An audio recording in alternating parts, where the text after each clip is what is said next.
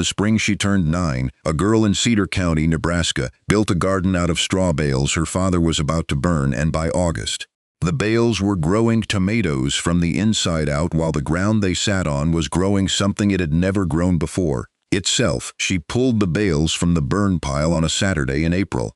12 of them wheat straw, tight-bound, golden, each one 40 pounds of compressed stalks that had carried grain to the combine in July and carried nothing since. They were stacked against the barn beside 488 others, waiting for the October afternoon when her father would douse the pile with diesel and light it, and stand back while 500 bales became a smoke column visible from the county road 5 miles south.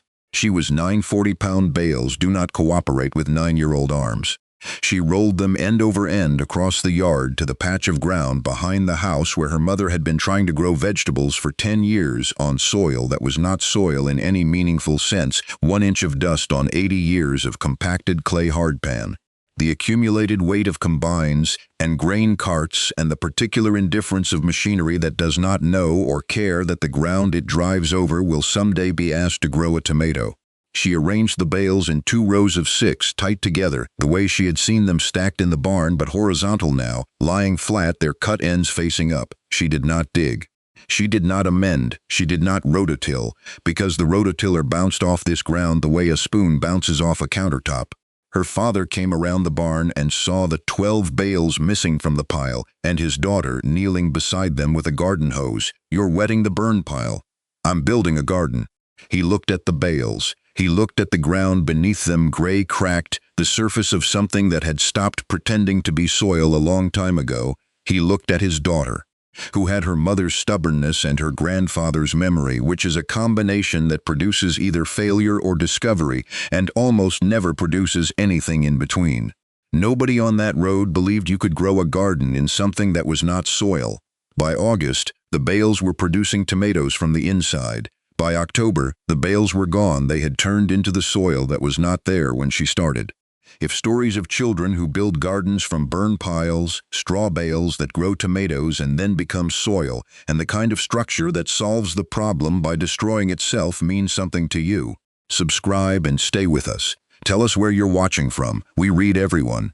The Nilsson family farmed 400 acres of wheat on ground that was flat enough to make a person wonder whether the earth had considered the idea of hills and decided against it. Cedar County sits in the eastern third of Nebraska, where the tall grass prairie used to grow 8 feet high and the topsoil used to run 3 feet deep, and both of those numbers are now memories that the county extension office keeps in a filing cabinet but does not discuss at the co-op, because discussing them leads to arithmetic that makes farmers quiet. 80 years of wheat, 80 years of combines running the same rows, grain carts following the same tracks, trucks turning at the same headlands. The wheat grew because wheat is patient, and the fertilizer was adequate, and the rain in eastern Nebraska falls often enough to keep a crop alive if not inspired. But the ground beneath the wheat had been changing in the way that ground changes when it is driven over by heavy things for 80 years, without being asked how it feels about the arrangement. Compacted, the word the extension agent used when the girl's mother asked why the garden behind the house would not grow anything worth picking. The clay subsoil had been pressed into a layer so dense that a shovel blade rang when it struck not the soft give of soil accepting steel, but the hard ping of steel meeting, something that has decided it is finished accepting. 1 inch of dust sat on top, below the dust hardpan, below the hardpan more hardpan. The rototiller skipped across it like a stone on water. Her mother had tried for 10 years. $200 a year in compost and amendments and bags of topsoil from the garden center in Hardington, mixed into the top inch with a rake and a determination that deserved better results than it received. The tomatoes were small. The peppers were smaller. The lettuce bolted before it headed because the roots hit the hardpan at 4 inches and turned sideways, growing horizontal in the dust layer like a man pacing in a room with a locked door. "I've been amending concrete," her mother said at supper one evening, which was not a complaint but a diagnosis. Mrs. Olson on the next section had taken the direct approach. $500 of topsoil delivered by truck, 8 inches of black dirt spread over the hardpan like frosting on a cake that nobody wanted to eat. It worked the first year. It worked less the second. By the third, the equipment had compacted the imported topsoil into a new layer of hardpan, sitting on top of the old layer of hardpan, which is how compaction works. It does not care where the dirt came from, only how much weight has been placed on top of it. The girl's grandfather Eric died 4 years before she built the bale garden. He was born in 1943, 8 years after the worst of the Dust Bowl. Close enough to hear the stories from people who had lived through them, and far enough away to know that the stories were not exaggeration but understatement. He told one story more than others. He told it at supper and in the truck and at the barn while the bales were being stacked, because the bales were the thing that triggered it, the way certain objects trigger certain memories in certain men who heard certain things from their mothers. When the soil blew away in 34, he said, the farm wives grew in straw bales because there was nothing else to grow in. The soil left, the straw stayed. The girl heard this story every harvest from the time she was 5 until the time she was 5, and her grandfather stopped telling stories and started being one. She heard it the way children hear everything completely, without understanding, filed in the place where sentences wait until the morning they become instructions. She found the science on a snow day in February, sitting at the kitchen table with her mother's laptop and a search bar that did not judge her for typing something that sounded like a question a 9-year-old would ask. Can you grow in straw bales? The first result was a man named Joel Karsten, University of Minnesota, Bachelor of Science in Horticulture, author of a book called Straw Bale Gardens that had been published in 2 editions and translated into languages the girl could not read and practiced in countries the girl could not find on the map beside the refrigerator. The method had a following. The method had data. The method had before and after photographs that looked like the kind of thing you show someone when you are tired of explaining and ready to let the pictures do the arguing. The science was simple enough for a 9-year-old to understand, which is another way of saying it was simple enough to be true. A straw bale is not soil. It is not alive. It is not growing anything, and it is not feeding anything, and left alone on a burn pile it will sit there until someone lights it or the rain rots it over years that nobody has. But a straw bale that has been conditioned, soaked with water, and fed nitrogen for 10 days becomes something else. The water and the nitrogen wake the bacteria that are present on every surface of every piece of straw in every bale in every barn in Nebraska. The bacteria begin eating. Eating is decomposition. And decomposition is the engine that turns dead straw into living soil, and the engine runs hot, 120 degrees Fahrenheit. The interior of a properly conditioned straw bale reaches temperatures that would be alarming in a human and are exactly correct in a compost pile, because that is what the bale has become, a compost pile in the shape of a rectangle, held together by twine, generating the heat that biology produces when it is consuming something faster than the eye can see. The heat does 3 things. It warms the root zone 10 to 15 degrees warmer than the ground beneath it, which in a Nebraska spring means the difference between roots that grow and roots that wait. It kills weed seeds that might be present in the straw, sterilizing the growing medium the way an oven sterilizes a jar. And it signals the gardener that the bale is ready. Because a warm bale is a living bale and a cold bale is a dead one, and the difference between the two is 10 days of water and nitrogen and the patience to wait for biology to do what biology does when you feed it. After conditioning, you plant into the bale, not on top of it, into it, a hole cut in the surface, a handful of compost dropped in, a seedling inserted into the warm, damp, actively decomposing interior of something that was on its way to being burned and is now on its way to being a garden. The roots grow into the straw, not into soil. There is no soil. Into straw that is being consumed by bacteria and fungi that are releasing nitrogen and phosphorus and potassium as they work, the way a fire releases heat as it burns, except this fire is slow and cool and produces food instead of ash. The bale is the container and the growing medium and the fertilizer and the heating pad all in one object that cost $2 and was free because nobody wanted it. And then the part the girl read twice. The part her grandfather had seen but not named. The part that made her set the laptop down and look out the window at the burn pile where 500 answers were waiting for a match. The bale disappears. By autumn, the straw is 70% decomposed. The rectangle is gone. The structure has collapsed into a dark, crumbly mound that does not look like straw and does not smell like straw and does not behave like straw. It behaves like soil, because it is soil, new soil, built from decomposed straw and bacterial bodies and fungal networks and the accumulated chemistry of a growing season spent turning something dead into something alive. 8 inches of rich, dark, worm-colonized compost sitting on top of hardpan that has never had topsoil. Soil that did not exist in April. Soil that was built by a process that destroyed the structure that built it. A garden that became what it was growing in. Her grandfather had said it in 11 words. The university had said it in 212 pages. The Bale would say it in 1 season. To anyone willing to stop burning and start building, she closed the laptop. She walked to the barn. She counted 12 bales. The first mistake was impatience, which is the mistake that 9-year-olds make because 9-year-olds have not yet learned that biology does not respond to urgency. She planted the first seedlings on day 3.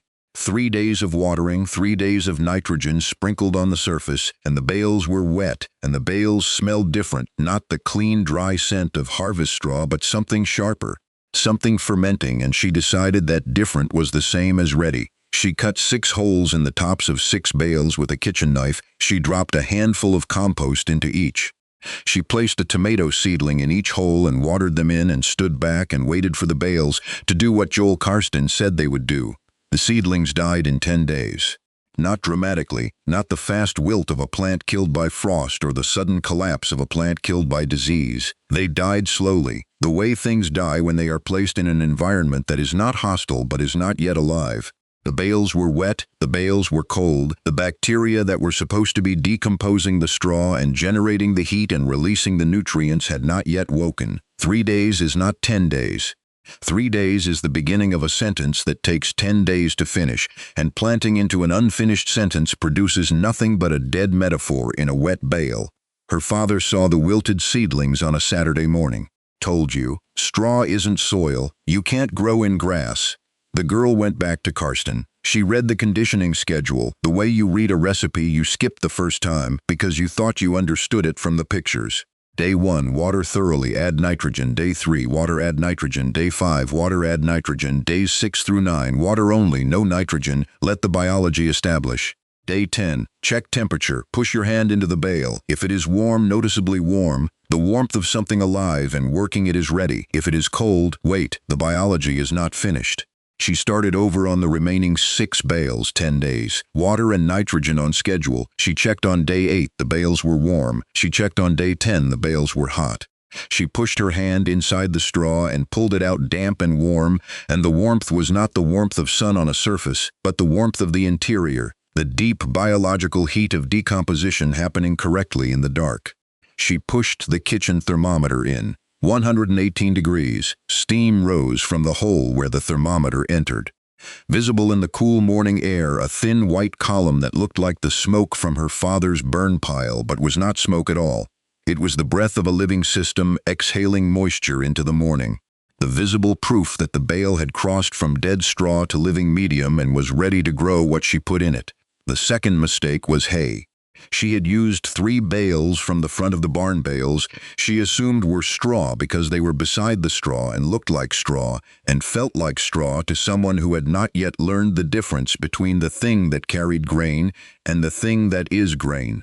Hay is grass cut whole stems, leaves, seed heads, everything. Straw is the stem that remains after the grain has been threshed out hollow, empty, seedless. The difference is invisible to a 9-year-old and catastrophic to a garden. Hay bales contain thousands of seeds. Seeds that are alive, seeds that are waiting. Within 2 weeks, the 3 hay bales were green, not with tomatoes, with grass and clover and alfalfa sprouting from every surface top. Sides, ends, a living carpet of weeds so thick that the tomato seedlings she had planted were invisible beneath the growth. The bales looked like green hedgehogs. They looked like something from a cartoon about gardening gone wrong. They looked like exactly what they were, which was 3 bales of hay doing what hay does when you add water and nitrogen, which is grow everything it contains immediately, enthusiastically. And without asking permission, her father drove past. He slowed. He did not stop, but his window was down, and his voice carried the particular tone of a man who has been proven right and is not gracious about it. You turned my hay bales into a weed patch. The girl pulled the 3 hay bales out. She replaced them with straw wheat straw, golden, hollow-stemmed, the stalks that carried the grain and kept nothing for themselves. She conditioned them on schedule. She planted on day 11. No weeds, no grass, no clover, just warm, decomposing, seedless straw feeding the tomato roots that grew into it without competition.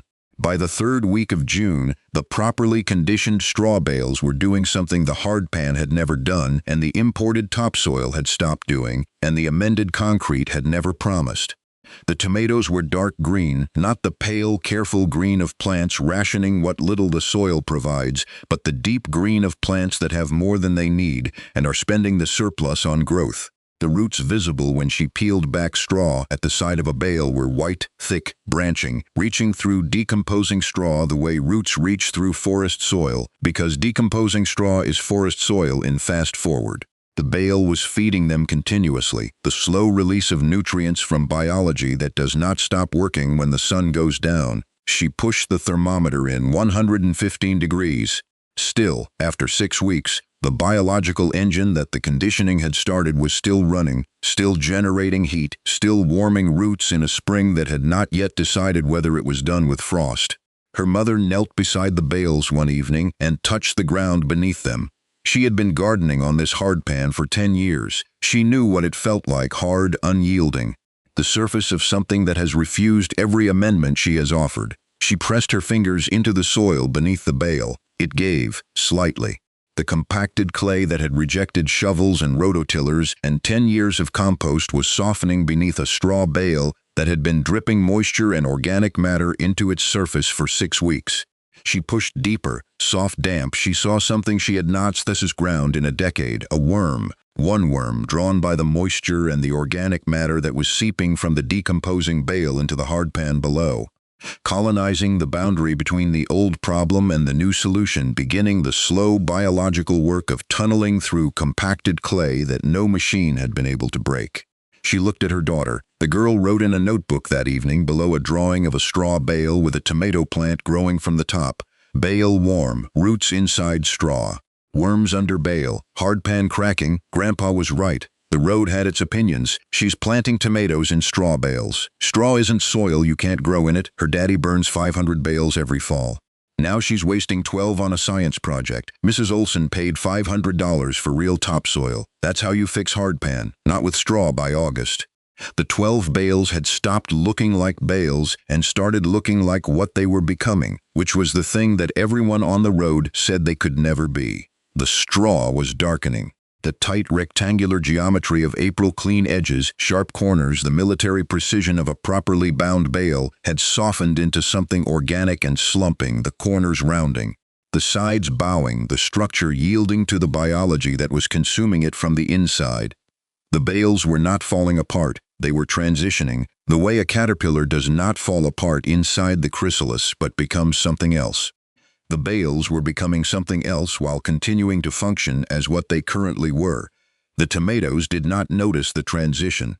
They noticed only that the roots were surrounded by warmth and moisture and a continuous supply of the nutrients that decomposing straw releases: nitrogen from the bacteria that were eating the carbon, phosphorus from the fungi that were threading through the fibers, potassium from the plant tissue itself, surrendering its elements back to the cycle it had been part of when it was alive and growing grain in a field a quarter-mile east. 6 tomato plants, 6 plants producing with the abandon of plants that do not know they are growing in straw because the straw has become indistinguishable from the best soil they have ever encountered. Dark green leaves, thick stems, fruit at every cluster red and green, and the orange of tomatoes that are deciding, one cell layer at a time, which direction to go. Her mother's hardpan garden sat 10 feet east. Same yard, same sun, same rain, 10 years of amendments, $2,000 of compost and topsoil and blood meal and hope. The tomatoes were adequate. They had always been adequate. Adequate is the word a garden uses when the roots hit hardpan at 4 inches and stop reaching and start surviving. Mrs. Olson's imported topsoil garden sat across the section line. $500 of black dirt trucked in 3 years ago spread 8 inches deep, producing less each year as the equipment compacted it and the rain settled it, and the biology that was supposed to sustain it never arrived because imported topsoil on hardpan is a transplant without a blood supply alive on the surface. Dead at the connection. The girls' bale garden cost $24, 12 bales at $2 each.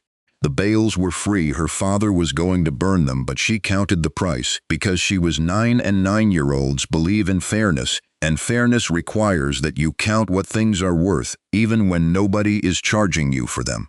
$24. 6 tomato plants, producing fruit that was larger and darker and heavier than anything her mother had grown in 10 years of amending concrete. 4 pepper plants ripening 3 weeks ahead of schedule because the root zone was 15 degrees warmer than the ground, the decomposition heat that Karsten had measured and the girl had felt with her hand, and the thermometer had confirmed at 115 degrees in a bale that was still generating heat after 3 months of growing. 2 squash plants sprawling off the edges of the bales, their vines reaching for the hardpan and finding something they had not expected to find, soil forming at the boundary between the bale bottom and the compacted clay. A thin layer of dark crumbly material that was neither straw nor hardpan, but the beginning of something new, built by the steady drip of organic matter from the decomposing bale above onto the dead surface below. The peppers told a story the tomatoes could not. Her mother's peppers, planted the same week, same variety, same seedling source, were 2 weeks behind. The bale peppers were producing. The ground peppers were flowering. The difference was not fertilizer. The difference was not water. The difference was temperature. The root zone in the bale was warm enough to push the peppers past the threshold where production begins, while the root zone in the hardpan was cool enough to hold them at the threshold where production waits.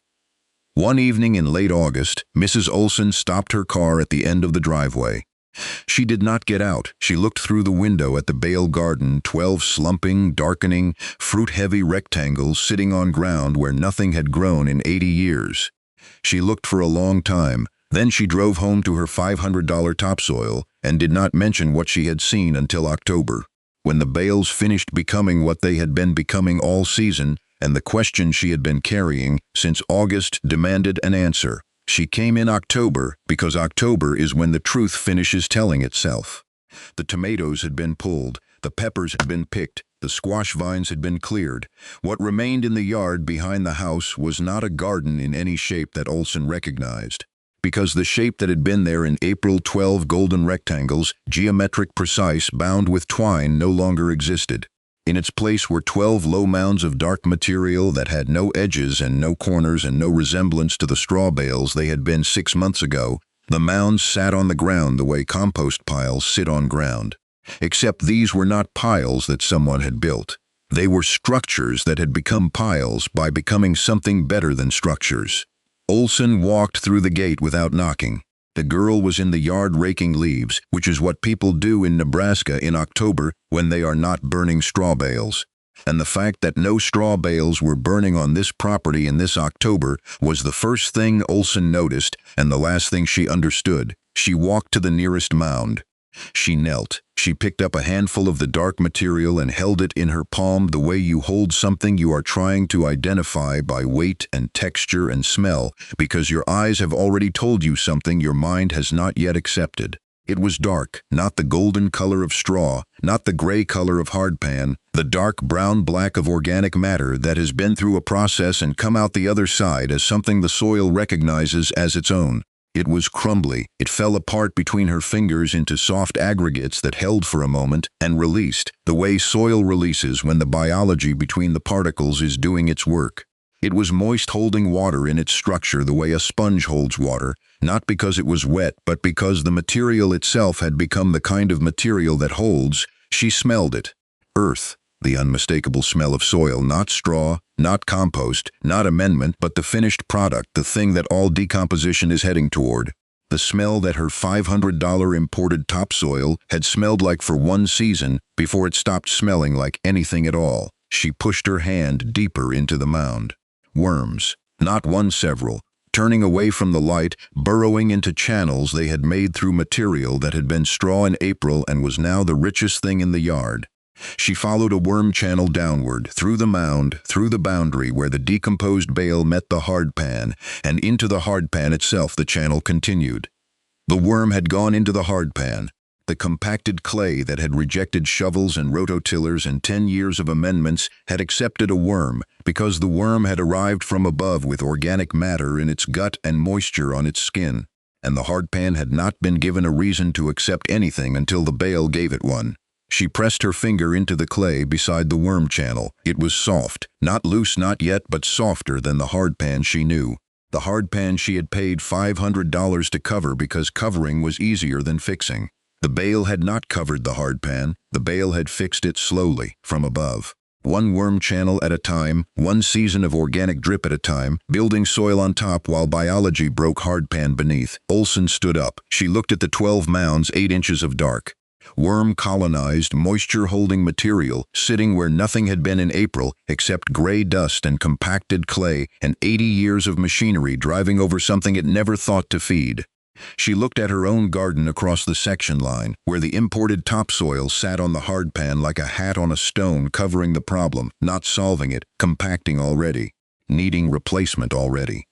She turned to the girl, who was standing at the edge of the mounds with her rake in her hand and the look of a child who has been waiting for someone to ask the question that the garden has already answered. "Where's your soil? I don't see any beds." The girl set her rake against the fence. She looked at the mounds, 12 dark piles of material that did not exist 6 months ago, built from bales that did not exist as soil 6 months ago. Sitting on ground that had not felt topsoil in 80 years, you're standing in it. Olson looked down. She looked at the dark material on her boots. She looked at the worm channel she had just pressed her finger into. She looked at the girl. This was the straw bales? The girl looked at the mounds the way her grandfather had looked at the fields when he told the story about the farm wives who grew in straw when the soil blew away. The soil left, the straw stayed, and then the straw became the soil, which is the part of the story her grandfather never told because he had never seen it happen and the girl had. "I'm growing it." Olson stood very still. "Growing soil? The bales become the soil. By fall, this is soil." The silence lasted longer than any sentence either of them had spoken. Olson looked at the mounds. 8 inches of soil built from straw bales that a man was going to burn. $24 of material that was free. A garden that did not plant itself in the soil but planted the soil in itself. A structure that solved the problem by becoming the solution and then disappearing into what it had created, which is the most generous thing a structure can do, and the rarest. The following spring, the girl placed 12 new bales on top of the 12 mounds that used to be bales. The geometry was different now. In April of the first year, the bales had sat on gray hardpan golden rectangles on dead ground. A garden that looked like a construction site because it was. In April of the second year, the bales sat on 8 inches of dark, crumbly soil that had not existed 12 months earlier, golden rectangles on living ground. A garden that looked like it belonged because the ground beneath it had been built by the garden above it. She conditioned the new bales the same way. 10 days. Water and nitrogen. Steam at dawn on day 8, warmth at day 10, tomatoes on day 11. The roots grew downward through the new bales and into the old compost beneath 16 inches of growing depth now. 8 inches of year 1 soil plus the height of the new bale. Deeper than Olson's imported topsoil. Deeper than her mother's amended hardpan. Deeper than anything on this property had been since the prairie grass was plowed under 80 years ago.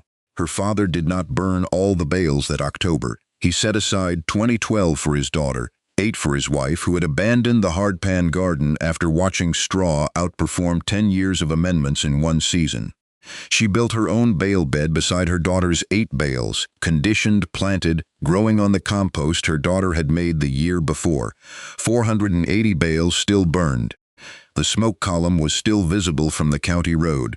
But 20 bales did not burn, and 20 bales is a garden, and a garden is a beginning, and a beginning is all that compacted ground has ever needed from the people who compacted it.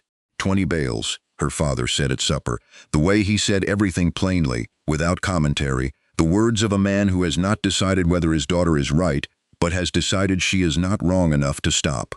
That's what she wants. Her mother looked at the garden through the kitchen window. 2 bale beds, now the daughter's 12 and her own 8. 20 bales of wheat straw that had been on their way to being smoke and were now on their way to being soil. $200 a year she would not spend on amendments. $500 Olson would spend again on topsoil that would compact again by the 3rd year. By the 3rd spring, the first year mounds had settled into the hardpan completely. The boundary between built soil and compacted clay was blurring, worm channels running deep, organic acids softening the clay, moisture penetrating where moisture had not gone in decades. The girl dug a test hole in April of the third year, 18 inches of workable soil where there had been 1 inch of dust 3 years ago. Built, not imported, not amended. Built by 12 straw bales that had become 12 mounds, that had become 12 patches of ground, that the worms and the rain and the fungi had stitched together into something continuous and alive and deeper each year.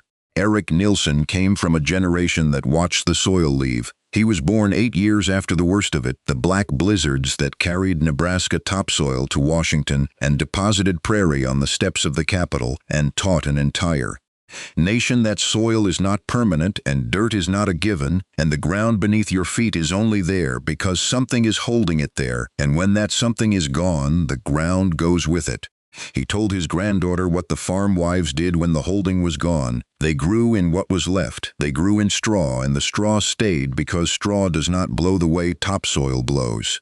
And the straw grew because biology does not need soil to start. It needs carbon and water and nitrogen and time, and straw provides 3 of those, and patience provides the 4th. The girl heard her grandfather. She typed it into a laptop. A university confirmed it. She rolled 12 bales across a yard and placed them on the worst ground on the farm and grew tomatoes in something that was not soil and watched it become soil and stood in it 6 months later when a woman who had spent $500 to cover the same problem asked where the soil was. She did not build a garden in the soil. She built a garden that became soil. What is your farm burning after harvest that might be worth more as a garden than as smoke? Tell us in the comments. Tell us where you are watching from, subscribe, and we will see you next week.